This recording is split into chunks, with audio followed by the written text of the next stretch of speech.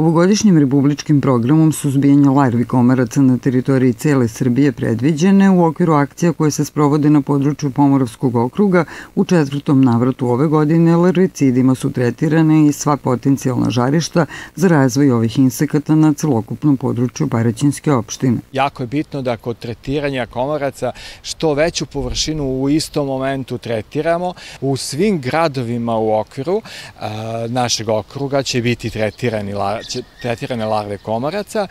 Ovo je, kao što sam rekao, 4. tretman. Očekujem da možda proširimo na ona najkritičnija mesta još ovaj republički program sa delimično na tim mestima tretiramo i 5. tretman krajem ovog meseca.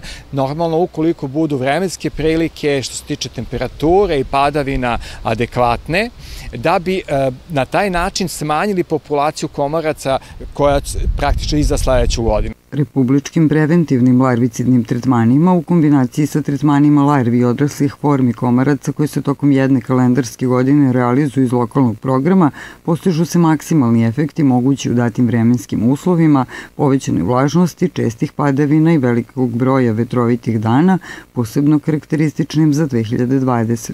To što imamo program iz Republike koji je svake godine sve širi i bolji, nama omogućava da lakše i mi na teritoriji opštine Paraćin kroz naš program suzbijemo količinu komaraca koja je u posljednjih godina u porastu, pogotovo kada naiđu velika vlaga u vazduhu i takva temperatura da pogoduje komarcima, a kažem ponovo, larvicidni tretman je preventivni i on se baca na onim površinama koje je nadležna Republička komisija definisala, kao takva i radi se hemijskim tretmanom. Akcijom su obuhvaćene rečna priobalja, jezero, odnosno sve stajeće vode u gradu, na obodima gradskog naselja i seoskim područjima, površine oko kolektora za prečišćavanje otpadnih voda u Zmiču i druge lokacije koje mapira nadležno ministarstvo, kaže Miloš Tomić, član radne grupe Pomoravskog okruga za sprovođenje republičkog programa suzbijanja komaraca.